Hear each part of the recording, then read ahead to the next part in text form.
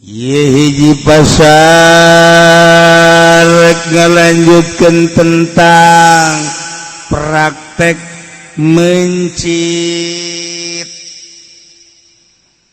Kamari soal mencit hewan teh aya anu makdur aleh, aya anu goer makdur aleh. Makdur aleh teh hartina anu bisa lindeuk hewanna, bisa ditaklukkeun ku urang kaya ning domba kampung, munding kampung, sapi kampung lain embe leuweung, munding leuweung sapi leuweung, jeung hewan-hewan leuweung lain nu biasa ngaranna makdur aleh. Aya anu goer makdur aleh leuweung satokesit disebutna.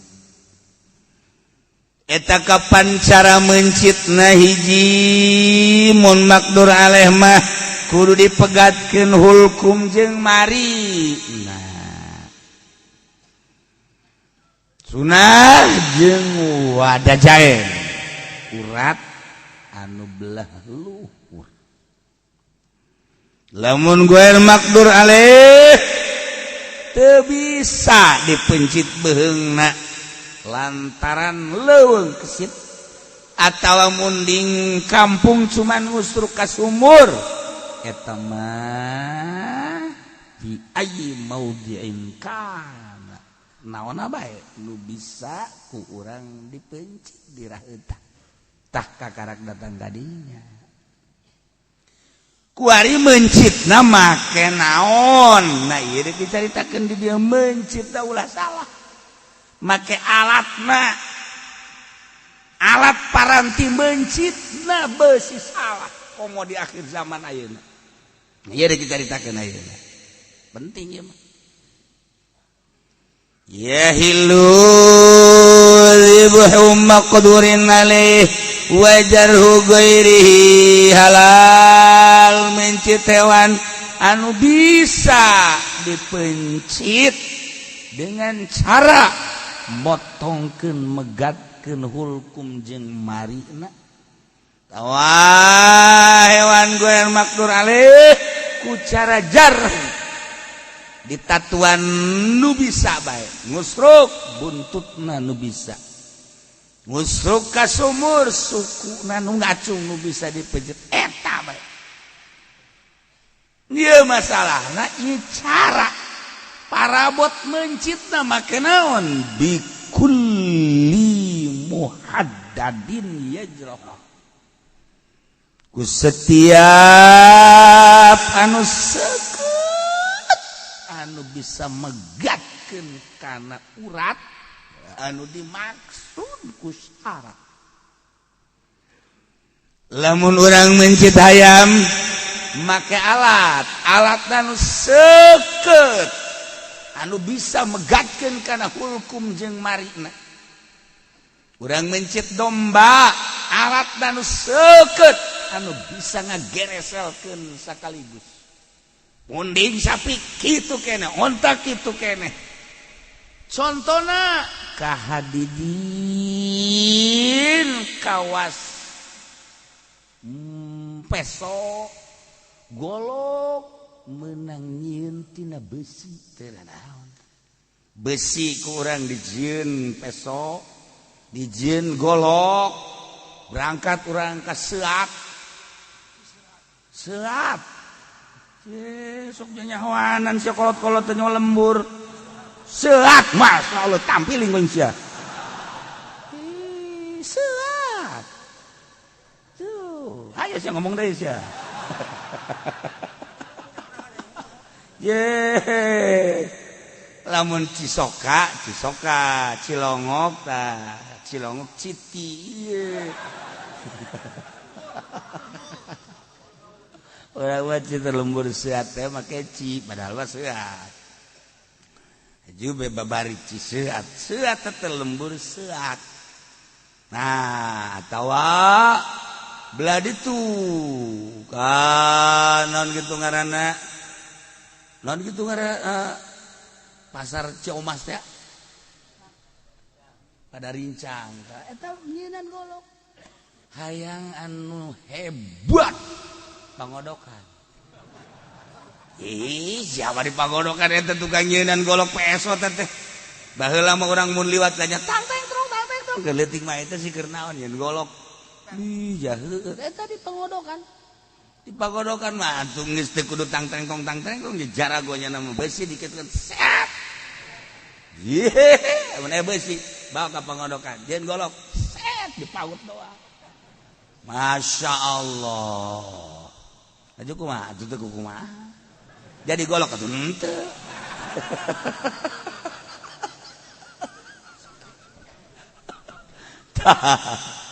eta baheula Kangjeng Nabi Daud alaihi salam kaistimewaan kamonesan Kangjeng Nabi Daud alaihi salam dibere ku Gusti Allah mukjizatna besi berbagai logam tunduk di leungeun manehanan besi naon bae dijieun baju besi ku badan besi teh dijadikeun baju kurang eta ku sebab ieu bisa kumaha bae dimodelkeun ana teh di leungeun Kangjeng Nabi Daud teh besi leuleus logam-logam naon bae emas dimple-emple perak dimple-emple besi berbagai logam ku Kangjeng Nabi Daud di leungeun Kangjeng Nabi Daud malah nanaonan dek diipiskeun ku dijieun baju maka nyeunan baju perang baju kere baju perang ieu cetok perang asana lain cetok beureun nya ngaranna tah cetok mah budak angon pan paranti perang naon coba ngaranna helm siapa heran helm bodoh datang ka kolot paranti perang coba cetok paranti ngangon helm paranti motor yes ya ada tak kula besok inget ka jelema anu khotib eta teh naon gara bayaran khotib bayaran barang hudang jam 11:30 guguraan bae naik motor make helm kan datang pas kadinya azan pohonya na helm tadi buka langsung ka mimbar Masya Allah tuh jelema seserian kabeh pas inget-ingetnya nenek baca khutbah alhamdulillah helm tadi buka eta khotib bayaran teh kos kitu teh nah iya lamun cetok budak angon helm motor lamun ieu teh naon kudung wajah disebut da teh naon ieu paranti perang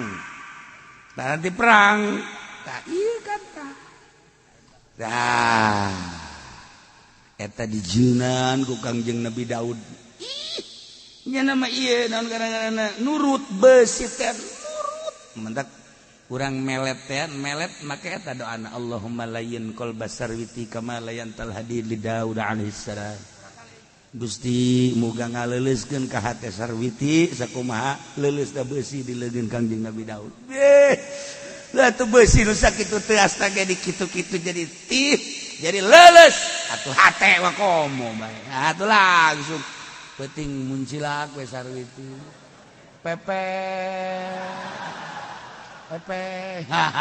kena berarti ya aduh Masya Allah geus kikian bae tuh aya nu teu kitu tetep barang dibaca tetep bae nu muncilakna nu maca kieu asana eta tanu aslina mah tah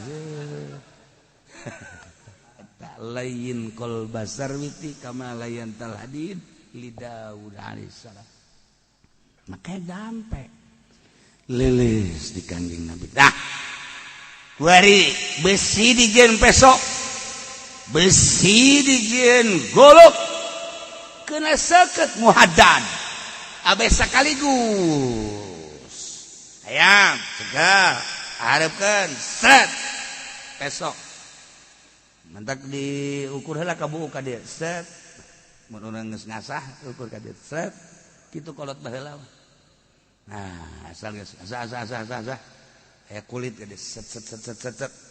gitu kada bukit krek asal geus teurak kana buk atuh geus mun aya nyana mah geus coba leungeun set meh ka kotok ka nyana heula gitu kan set set geus ilahi kitu keneh domba bismillah Allahumma